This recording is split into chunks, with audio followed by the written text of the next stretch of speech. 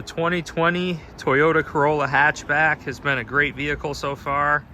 Made the switch from the Ford Mustang Mach-E, which you guys could check out in previous channels. Had nothing but problems eventually with the Mach-E. Did drive it across country, and that's what I'm doing with this vehicle. I'm going to be traveling across country from Buffalo, New York, all the way to California up the Oregon coast. And it is camper friendly. I'm going to be showing you guys how I set this up to camp in, but today I really just want to talk about the Toyota Corolla 2020 SE. Made some upgrades, bought it used, did some spray paint on the rims, you guys could see, added some rain guards as well, and also kind of just dressed up the back. The exterior of this vehicle I think is very sharp. You can see there is a sport mode. You can turn the traction control off too. There's these brakes as well. It's super dusty in here. I left my windows open. There's pollen everywhere. I gotta clean it. But just to give you a good example of this vehicle, you know, and it's nice. You got this digital screen here. It tells you the outside temperature. The self-driving is really, really nice. So it has the center lane assist. And then down here, it tells you how many vehicles away you want it to be. So you could do 3 vehicle lengths. Here's how you activate the center lane assist, but it's very comparable to the Ford Mustang Mach-E. It has the same exact features as the Ford Mustang Mach-E. You know, just from what I've experienced to driving with it, it's very, very solid.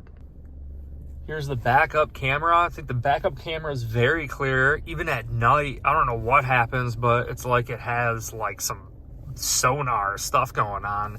It's clear at night. You can still see even in the dark. In this vehicle, this Model 2, you still have the automatic headlights, the directionals. So I just want to show you guys how this works out with the adaptive cruise control. So I just turned it off, but you could look right above the miles per hour, turned it on, and it shows you when it's available. Then you could hit the set button.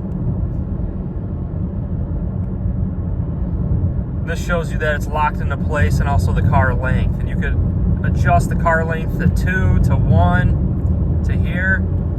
Now, I'm gonna show you, my hands are off the steering wheel. It's definitely holding us in the lane, and it does a great job. So it's warning us, put your hand back on the steering wheel. You're gonna grab it here anyways, because this turn is crazy, but does a great job holding you centered in the lane. One thing about the interior of this vehicle is that it's quiet and it's very well insulated. Camping in this vehicle compared to the Mach-E, I stay more insulated at night, and it does a great job. Here's a perfect example of the radar. We're gonna activate it.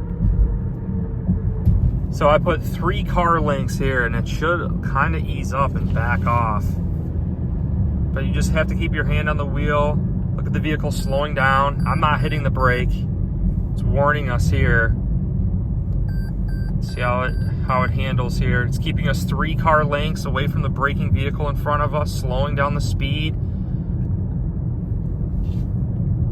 So I do have my hand on the wheel around this turn, deactivated. Right when you see that blue. So here it's locked back on. It's doing a great job. It's braking on its own. Braking on its own, it's turning on its own. Did a great job. Great job there. That was difficult, so I actually had to hit the brake at the very end, but I really think it was just due to that turn. I got to get up to speed here fast, so we're gonna see how fast I could kind of accelerate. Watch the speedometer. It's a faster road.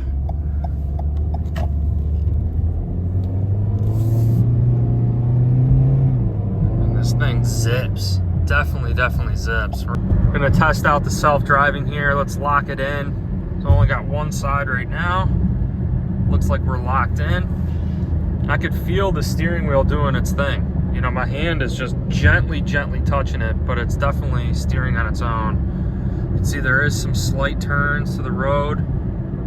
It's handling it very well, just as well as the Ford Mustang Mach-E.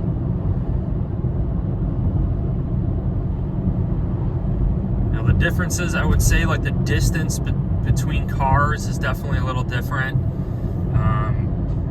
know, but it's still, look at the turn here. It's handling it all on its own. My hands are completely off the steering wheel here. Completely handling it. It's telling us alerting us to touch the wheel. It touched it again. But yeah, it's doing a great job. Got some traffic into the street. So it actually turned off. You guys can see. Saw it, turned off. There's another turn. It's locked back in. It's got to turn left. See it? Do it. No hand on the steering wheel. It's telling us. Some other features too. It kind of tells you distance to empty, you know, what you're averaging. I'm currently getting 31.7 miles per gallon. When I drove all the way to Florida, I actually got in the 40s on a trip, which is crazy.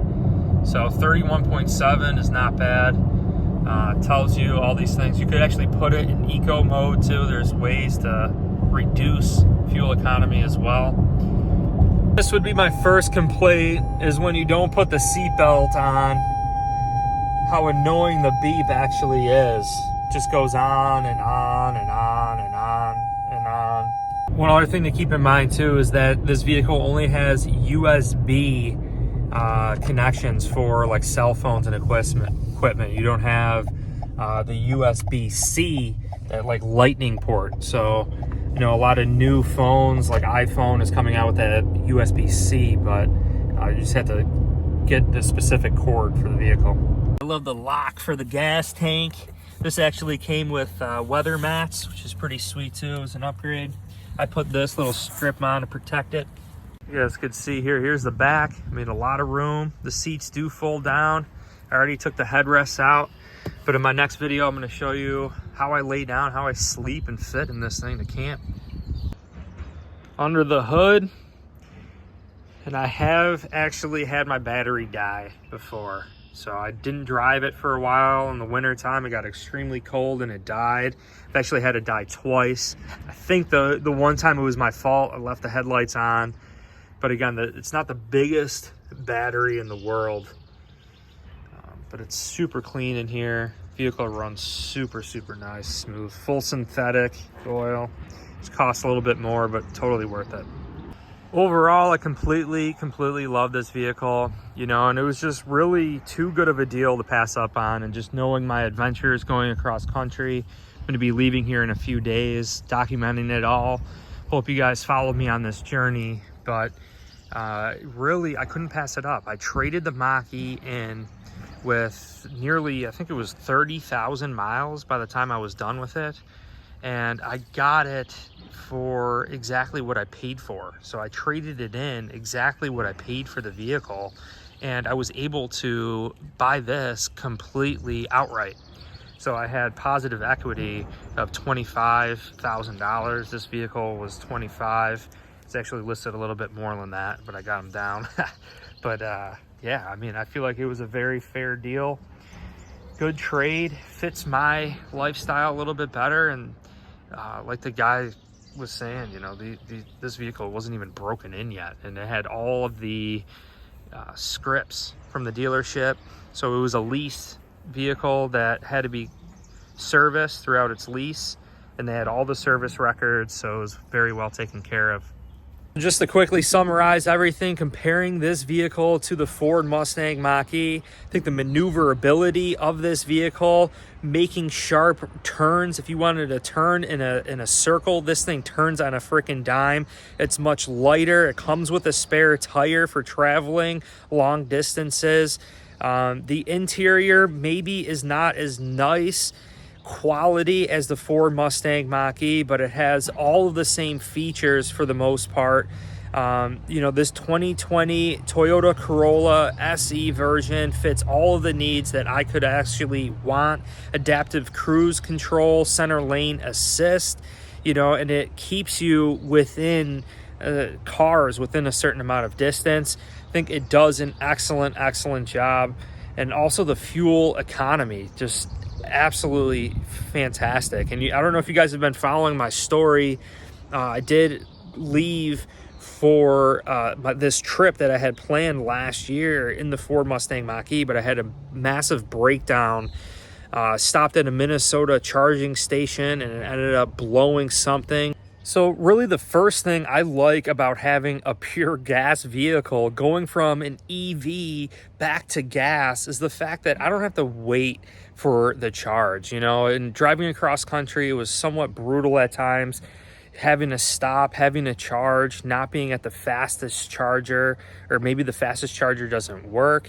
You know, with gas, it's so much more efficient. You know, it's so much more efficient getting across country, just pulling into a gas station, filling up, going. My assumption of an EV was that I wasn't going to have a lot of maintenance, but that's not the case. You know, you might not have oil changes, right? But you still have to rotate the tires. And most importantly is with EVs, you have to bring it to a dealership. No one really talks about that, is the fact that you can't just take it to the car mechanic down the street for an oil change. You have to bring your electric vehicle to the dealership with people that are certified to work on it in hopes that they even know what they're doing. So I love just having a simple gas vehicle, and it's already proved that way. I drove from Buffalo all the way down to Key West in this vehicle. Actually ended up getting a flat tire, but it was easy. I pulled over on the side of the road, and that's another difference. It comes with a spare tire. The Mach-E doesn't come with a spare, and I hopefully will show you pictures. This tire blew up, so there was no way, you know, the little air pump that the Mach-E gives you would have saved me. I would have been stranded on the side of the road once again in the Mach-E. So this vehicle really coming with a spare, having all the tools necessary. It was easy to get underneath it, jack it up, put the spare on. I drove into town, got a tire, and I was right back on the road. It was so seamless. You know, just EVs are not quite there yet for long distance trips. That's really the biggest issue that I see with EVs. You know, it's definitely cost efficient if you live in a city. The tax credits now are definitely very, very intriguing. And the other thing I thought was just exclusive to EV vehicles was that, you know, the self-driving technology, you know, the center lane assist, keeping the vehicle in lane. And I would say that this 2020 Toyota Corolla SE has pretty much the same self-driving capabilities as the Ford Mustang Mach-E. And yeah, in the inside and the interior, which we're going to get into, it might look a little chintzy. You know, it doesn't look as high class and fresh, but all the technology is there. The vehicle, I think, handles a little bit better. You know, Mach-E is definitely quick, and you could feel that initial burst and acceleration, but it's such a heavy vehicle going around turns. You know, this vehicle, the Toyota Corolla, I mean, this thing zips. I have no issues with it getting up to speed.